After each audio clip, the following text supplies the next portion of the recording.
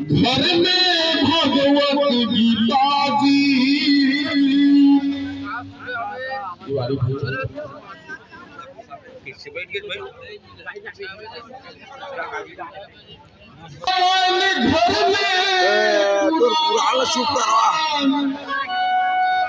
घर में भगवत गीता जी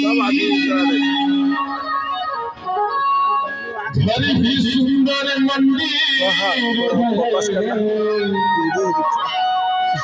जी हाँ माता देवता माता पिता जी नारियल सुपारी फोड़ के पत्थर के देवता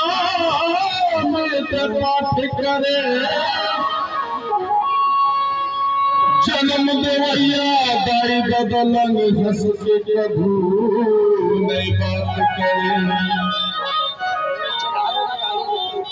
अपने पैर में मार के कुल्हाड़ी जगत में करे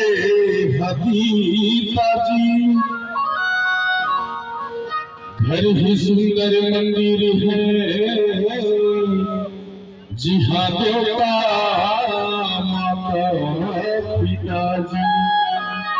श्रीमणी बाबा गुरु घासीदास की अपनी माता पिता की कर ले सेवाया मरे के बाद कहाँ पावे कर ले रे सेवाया मरे के बाद कहाँ पावे कर ले रे सेवाया मरे के बाद कहाँ पावे मरे के बाद कहाँ पावे भैया मरे के बाद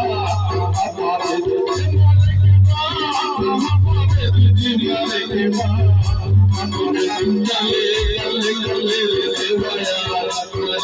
बाद